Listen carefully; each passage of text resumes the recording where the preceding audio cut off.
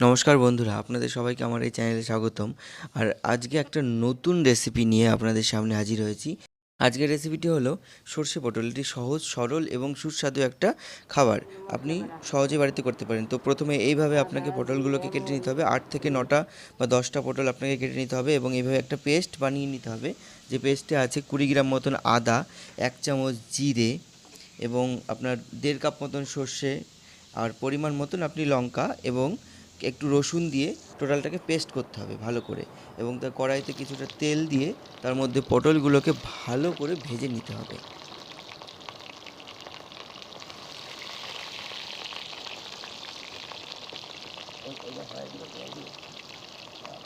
যখন একটু লাল লাল হবে সেই সেই পর্যন্ত এটাকে ভাজতে হবে।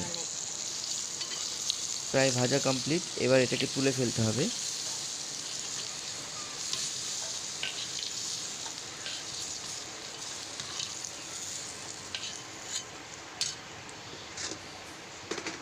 এবার এর সাথে আর একটু তেল অ্যাড করব এবং তার মধ্যে জিরে এবং তেজপাতা দিয়ে দেব এবং সেটাকে একটু ভাজবো। ভেজে এর মধ্যে যে বেটে রাখা মশলাটা ছিল, সর্ষে আর হলো আদা এবং যে মিক্সটা ছিল সেই মশলাটা এর মধ্যে দিয়ে দেবো। বাটা পেস্টটা দিয়ে দেবো। পেস্টটা দিয়ে এটাকে কিছুক্ষণ ভাজতে হবে।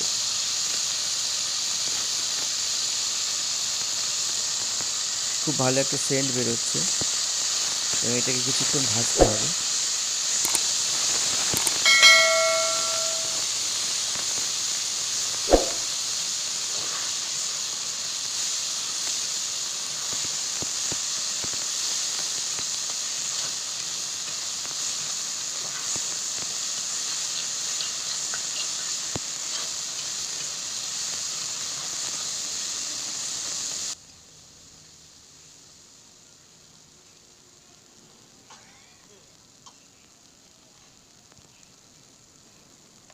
কিছুটা নুন অ্যাড করতে হবে পরিমাণ মতন এবং এর সাথে 1.5 চামচ মতন হলুদ অ্যাড করে দিতে হবে এবং সেটাকে ভালো করে মিক্স করে দিতে হবে।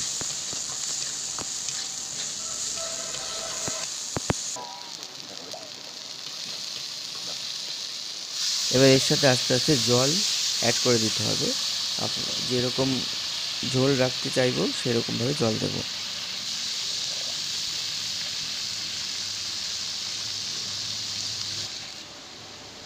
এবার এটাকে কিছুক্ষণ জাল করার পরে তার মধ্যে পটলগুলো, ভেজে রাখা পটলগুলো দিয়ে দিতে হবে।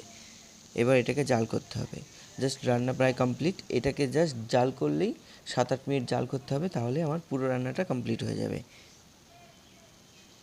এবং এই রেসিপিটা হলো খুব সহজে বানানো যায়, খুব কম সময়ে এবং কম খাটনিতে।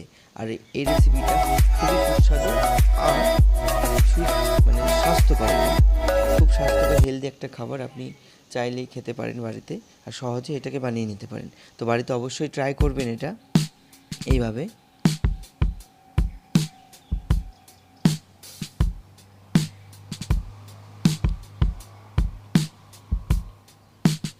প্রায় রান্নাটা প্রায় শেষের দিকে।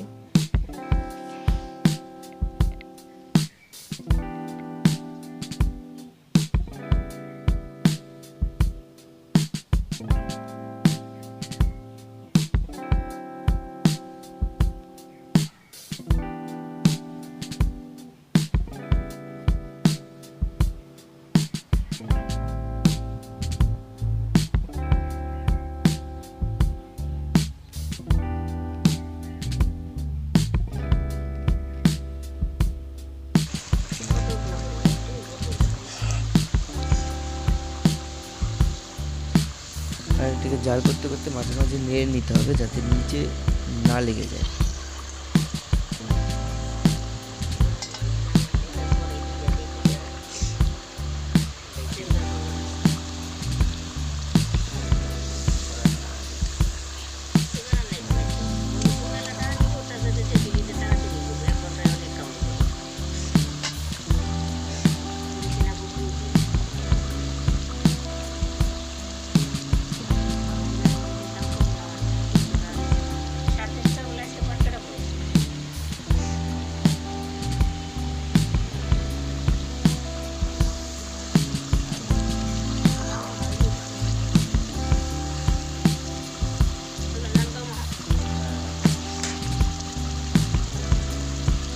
সম্পূর্ণ রান্নাটা আমরা উনুনেই করি।